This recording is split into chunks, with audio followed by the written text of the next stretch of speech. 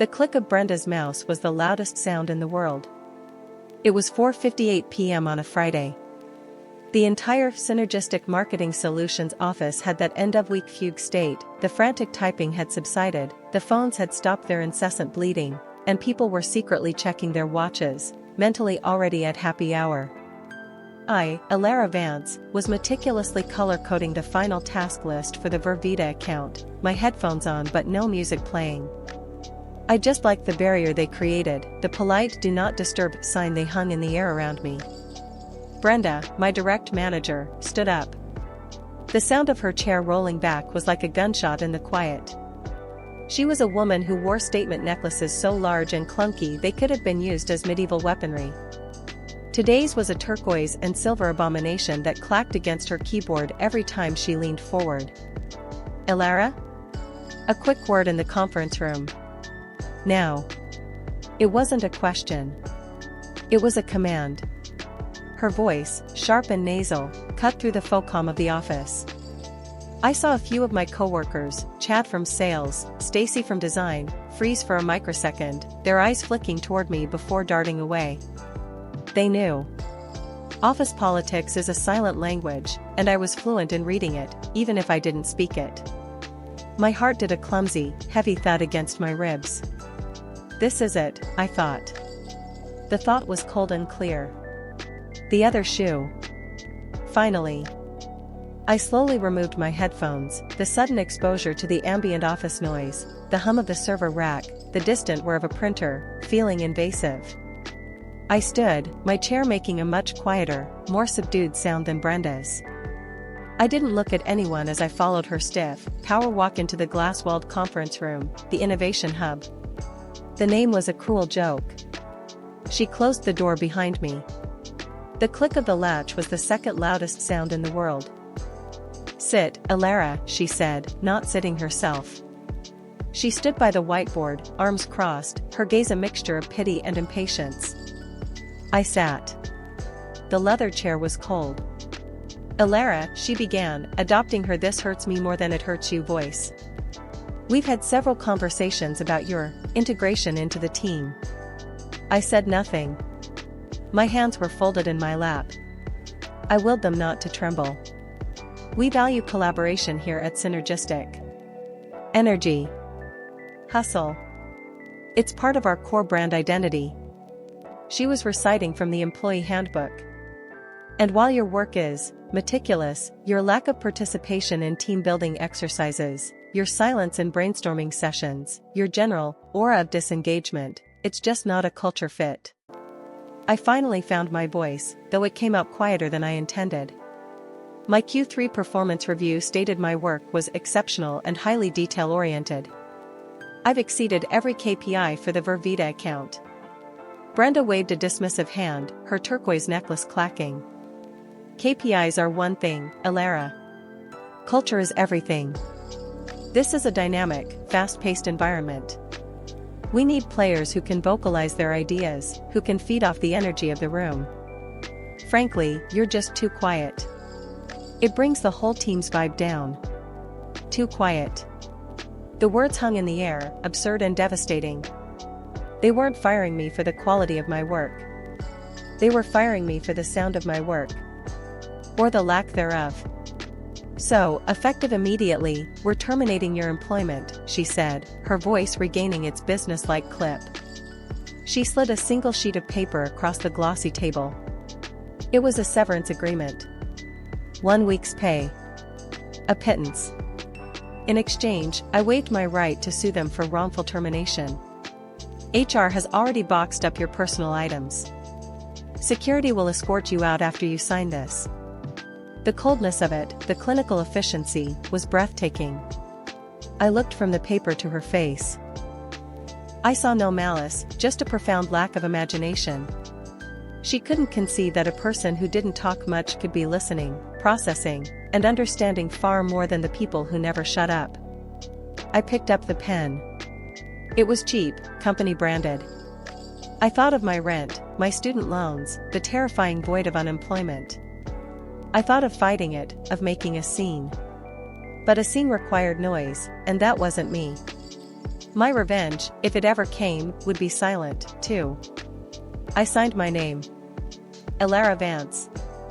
The letters looked small and defeated on the page. It's for the best, Elara, Brenda said, a flicker of relief in her eyes as she snatched the paper back. You'll find a place that's a better fit. I stood without a word. I walked out of the conference room, past the rows of desks where no one would meet my eye. My cheap desk plant and my photo of the Colorado Rockies were already in a cardboard box by the elevator. A hulking security guard named Ray gave me a sympathetic grimace. The elevator ride down to the lobby was the quietest 30 seconds of my life. The click of the elevator doors opening felt like the period at the end of a very short, very stupid sentence. Chapter 2, The Ghost. The first week of unemployment was a strange, dissociative experience. I was a ghost haunting my own apartment. The structured silence of my workday was replaced by a vast, empty quiet, broken only by the hum of the refrigerator and the distant sirens of the city. I did all the things you're supposed to do.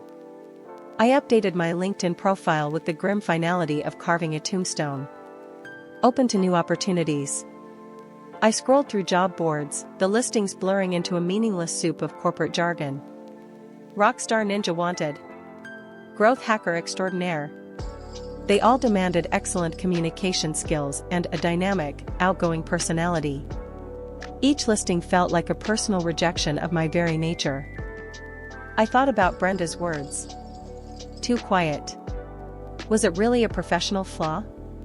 My entire life, I'd been told to come out of my shell, to speak up.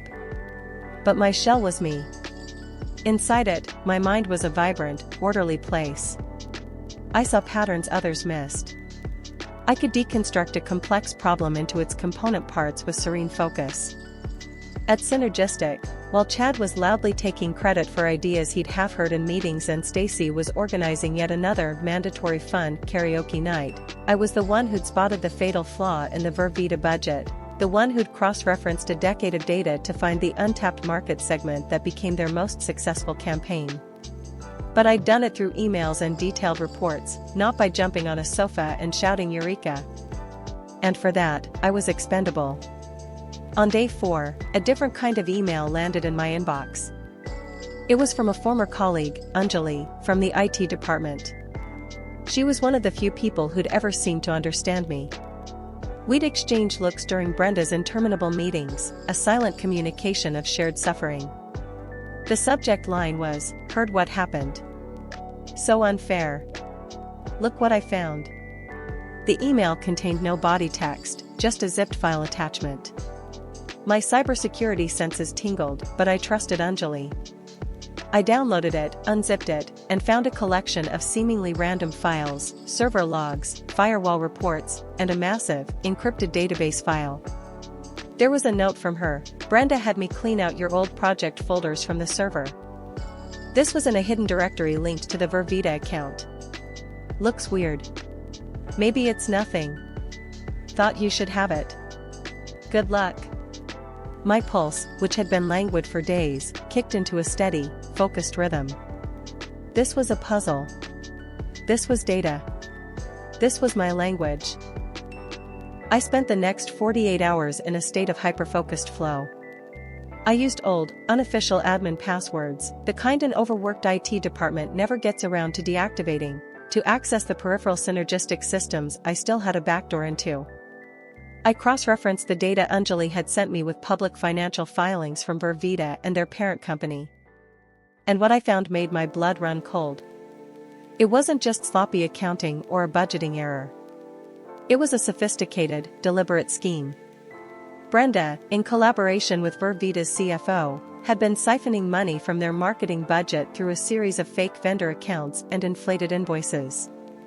The Apex creative that was billing Vervita $50,000 a month for consulting was a shell company registered to Brenda's brother-in-law.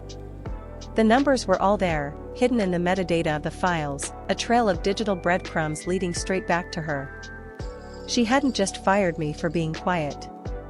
She'd fired me because my quiet, meticulous nature was a threat. I was the one person who dove deep enough into the data to potentially stumble upon her secret. By getting rid of me, she was covering her tracks. A hot, sharp anger, a feeling I rarely allowed myself to indulge, bloomed in my chest. This wasn't just unfair, it was criminal. And she was going to get away with it, probably to retire early to some beach, funded by her theft. I couldn't go to the police. The data was obtained through questionable means. Going to HR was a joke, they worked for the company, and Brenda was a master of perception management. There was only one person who might listen. Only one person whose interests were directly aligned with the truth. The CEO. Julian Croft. He was a legend. A founder who had started the company in his garage and built it into a mid-tier powerhouse. He was rarely seen in our office, a mythical figure who existed in boardrooms and on the covers of business magazines. He was known for his fierce intelligence and his utter contempt for corporate waste and dishonesty. But how does a recently fired, too quiet data analyst get an audience with a CEO? I wouldn't ask for one. I would make him call me. I spent another day crafting my weapon. It wasn't an emotional plea. It wasn't a long-winded explanation. It was a report. A beautiful, devastatingly simple, and utterly damning report. It was 10 pages long. It used clear, unemotional language. It laid out the evidence with the precision of a prosecutor, the fake vendors, the inflated invoices, the money trail, the metadata timestamps that placed Brenda at the center of the web. I included charts, graphs, and a one-page executive summary that even the busiest CEO could understand in 60 seconds. The title, in a calm, 14-point font, was Anomalous Financial Activity on the Vervita Account, a Systemic Review. I found Julian Croft's public email address, a simple first-name.last-name at synergistic.com format. I attached the report. The body of the email was 3 sentences long. Mr. Croft. My name is Alara Vance. I was a senior data analyst at Synergistic until last week. I believe the attached information warrants your immediate attention. I didn't mention Brenda. I didn't mention my firing. I let the data speak for itself. I took a deep breath, the kind that fills your lungs to the very bottom. And I clicked send. The ghost had just learned how to scream. Silently. The following days were an exercise in agonizing suspense. Every time my phone buzzed, my heart leaped into my throat. It was never him. It was a spam call about my car's extended warranty. A text from my mom asking if I was eating enough. A reminder for a dental appointment I should probably cancel. Doubt began to creep in. It was a naive, stupid plan. His email was probably managed by 3 layers of assistants. The report was likely sitting in a junk folder, or had been flagged by legal and deleted. He was a CEO, he didn't have time for the ramblings of a disgruntled ex-employee. I was a nobody. I was quiet Alara, who got fired for not being fun enough at parties. I started forcing myself to leave the apartment. I'd go for long walks, the rhythm of my footsteps on the pavement a metronome for my churning thoughts. I'd sit in coffee shops, surrounded by the chatter of other people, feeling like an anthropologist studying a foreign, noisy culture. It was on one of these walks, a week to the day after I'd sent the email, that my phone rang. I was standing on a bridge, watching the river churn below, the city's skyline gleaming in the late afternoon sun. The number was blocked. My hand trembled as I swiped to answer. Hello? Is this Alara Vance? The voice on the other end was a low baritone, crisp, devoid of warmth but full of focused intensity. It was a voice used to being listened to. Yes, I said, my own voice barely a whisper. Speaking. This is Julian Croft. The world seemed to slow down. The traffic noise faded into a dull roar. The air felt suddenly thinner. He'd called. He'd actually called. I received your email, he continued, not waiting for a response. The report. I've spent the last 2 days with my CFO and general counsel, verifying every line of it. We've had external forensic accountants in since 5 a.m. this morning. I said nothing. I just held the phone tighter to my ear. Miss Vance, he said, and I could hear a new tone in his voice now, one of grim admiration. Your work is flawless. The depth of your analysis is something my entire seven-figure finance department should be envious of. You uncovered a sophisticated embezzlement scheme that has been operating under our noses for 18 months. He paused, and I could almost feel the anger radiating through the phone. Brenda Shilton and her accomplices at Vervita have been terminated. The authorities are being notified as we speak. A wave of vindication, so powerful it was almost nauseating, washed over me. I leaned against the cool metal of the bridge railing for support. But that's not why I'm calling, Julian Croft said, his voice shifting again, becoming more direct, more personal. I'm calling because I have 2 questions for you. Okay, I managed. First, your report is a masterpiece of concise, data-driven communication. It's the single most impressive piece of analytical work I've seen in a decade. My head of HR, upon reviewing your file, tells me you were let go for being too quiet. Can you explain this profound and, frankly, idiotic discrepancy to me? A dry, humorless laugh escaped my lips. There's nothing to explain, Mr. Croft. They valued noise. I value signal. They confused the two. There was a moment of silence on the other end, and then a short, sharp sound that might have been a laugh. A perfect answer. Which leads me to my second question. I held my breath. I am creating a new, executive-level position, Director of Strategic Integrity. It answers directly to me.